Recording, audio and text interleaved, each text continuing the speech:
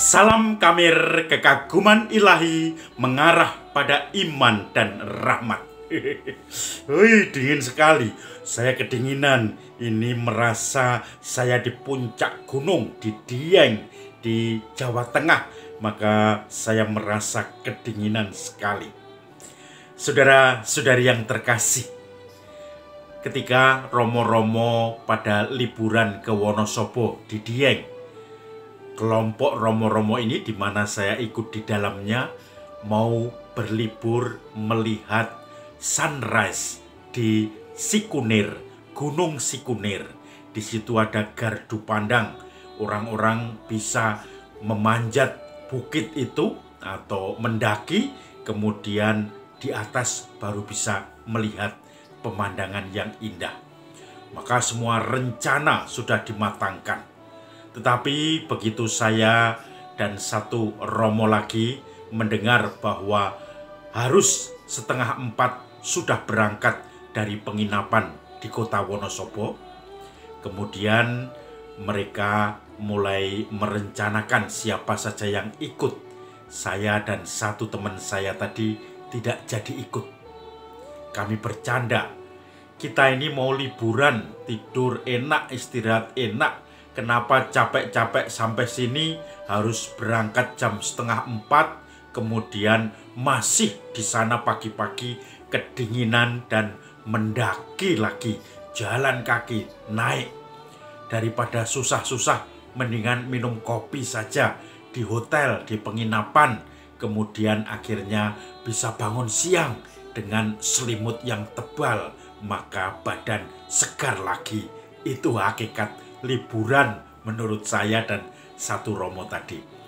Maka saudara-saudari, jadilah pagi berikutnya kami masih terlelap tidur. Teman-teman romo-romo lain ada 7 romo sudah berangkat. Saya tidak tahu mereka berangkat kapan, yang jelas saya tidur nyenyak karena sampai di penginapan itu saja sudah malam. Capek. Tidur sebentar langsung berangkat lagi dalam kondisi dingin. Saya memilih tiduran. Maka dingin sekali dengan segala sweater, jaket, dengan tutup kepala. Ini saya bisa tidur nyenyak. Dan kalau bangun bisa minum kopi dengan nyenyak. Dan ternyata satu teman saya tadi, satu romo juga tidak mau bangun paginya. Maka begitu siang sedikit, mereka pulang bikin keributan. Oi, bagus, pemandangannya bagus. Ada satu romo yang sudah sepuh, sudah sampai di kaki gunung itu atau bukit itu, tidak bisa naik karena tanjakannya katanya tinggi. Dan romo itu memang sudah sepuh, jalannya sudah payah, maka dia hanya menunggu di bawah sambil makan mie ayam katanya. Tetapi yang jelas, mereka pulang, kami pun masih tidur enak dan kami tenaganya pulih lagi.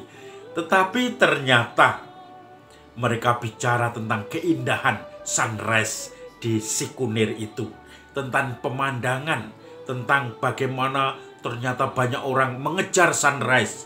Ada yang namanya golden sunrise, ada yang namanya silver sunrise katanya. Ketika dikejar di tempat lain, warnanya sudah mulai terang, maka seperti silver, perak. Tetapi ketika masih kemerah-merahan itu golden atau gold sunrise. Dan di situ ternyata katanya indah. Bahkan sampai sekarang saya belum pernah ke Sikunir, hanya mendengarkan cerita-cerita mereka saja. Saudara-saudari yang terkasih, saya tidak mendapat pengalaman tentang keindahan sunrise Sikunir itu karena tertidur lelap. Karena saya tidak mau bersusah payah. Hakikat liburan adalah istirahat. Tetapi tentu saja kecewanya, keindahan itu tidak bisa saya nikmati. Bahkan sampai sekarang saya tidak bisa ke sana untuk menikmati sunrise yang mereka ceritakan itu. Sekarang sunrise-nya karena sudah banyak warung, banyak orang-orang datang, dan itu menjadi tempat yang cukup ramai dan tidak bisa dinikmati. Tetapi ketika romo-romo dulu ke sana, itu masih sepi, masih tempat wisata pertama awal-awal, sehingga mereka bisa menikmati dalam kondisi yang masih sepi, dalam suasana di mana belum ada keramaian warung-warung di sepanjang bibir pemandangan itu.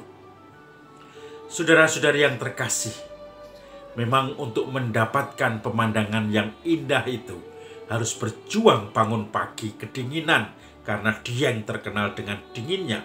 Bahkan beberapa saat lalu embunnya berbentuk butiran-butiran salju es. Dan itu dingin yang membuat orang malas bangun pagi.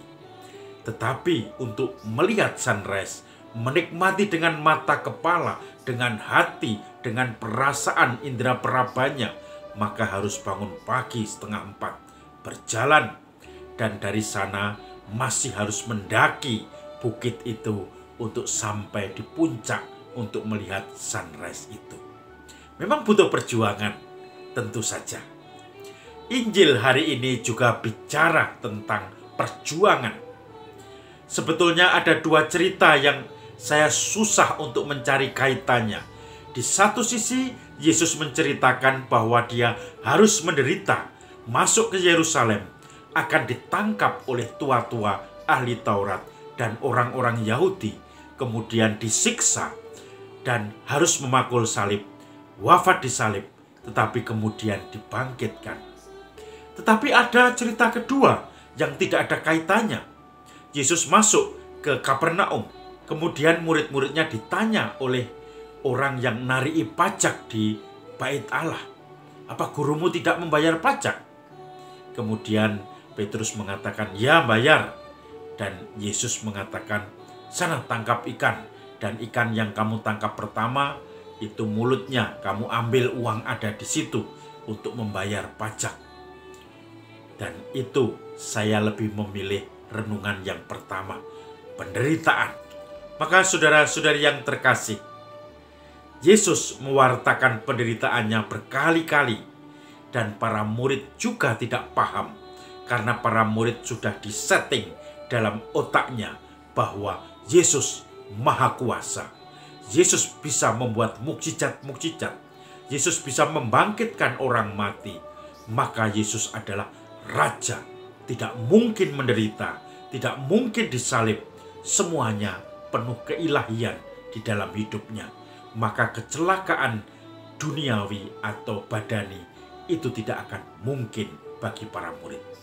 Maka kemudian Yesus getol berulang kali mengajarkan itu. Saudara-saudari yang terkasih, ketika saya bertugas di Solo, di Santo Antonius Purbayan Solo, itu gerejanya, saya tiba-tiba didatangi seorang ibu dan anaknya perempuan. Ibu itu takut-takut, bahkan mau ngomong takut. Kelihatan sekali ketakutan dalam wajahnya. Bahkan saya ajak omong dengan senyum, tidak mau merespon. Mungkin saya pikir curiga atau apa. Ternyata begitu mulai ngomong, saya baru paham bahwa suaminya baru saja meninggal. Mendadak kelihatannya sakit jantung.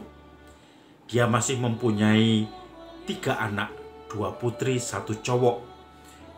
Yang putri nomor 1 sudah mulai bekerja, yang cowok nomor 2 dan putri nomor 3 itu masih sekolah. Tentu saja bagi ibu itu juga berat untuk menghadapi bagaimana kesulitan-kesulitan dia yang biasanya tidak bekerja, hanya sebagai ibu rumah tangga, sekarang harus menghadapi semuanya itu, harus membiayai anak, memikirkan, mengatur keluarga, dan seterusnya.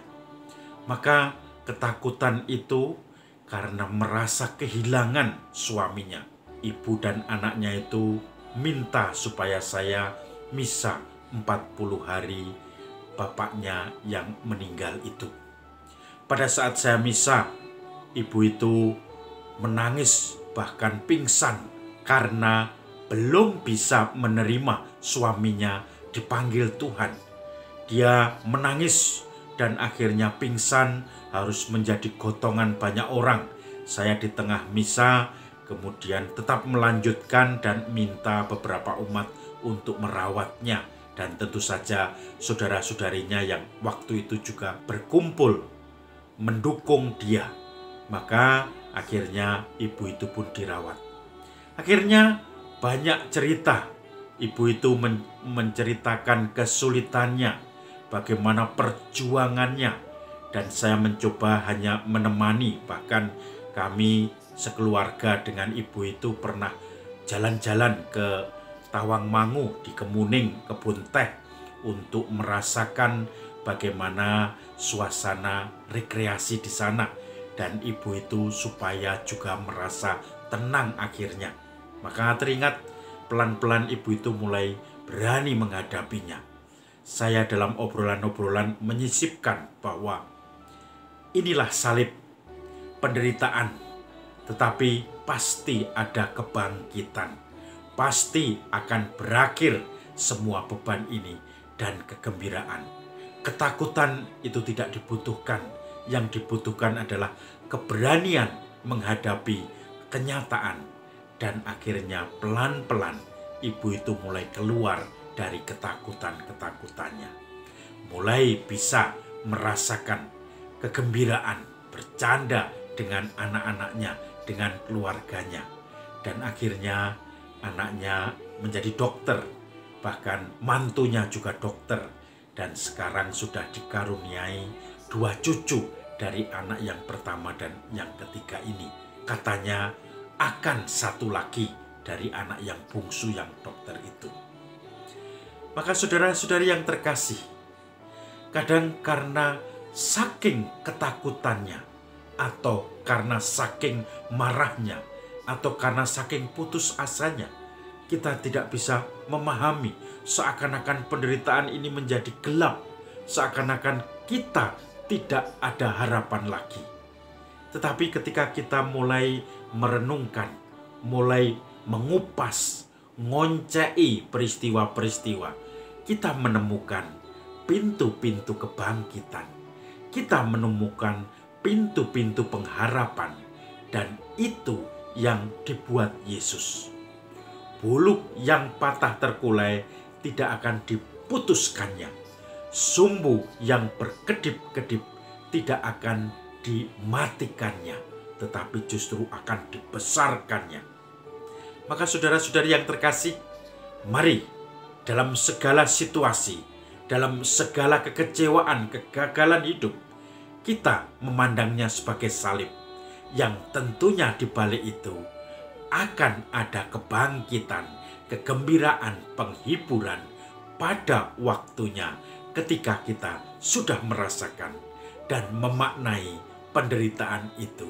Maka Tuhan yang bangkit akan datang untuk menghibur kita. Salam Kamir, kekaguman ilahi mengarah pada iman dan rahmat.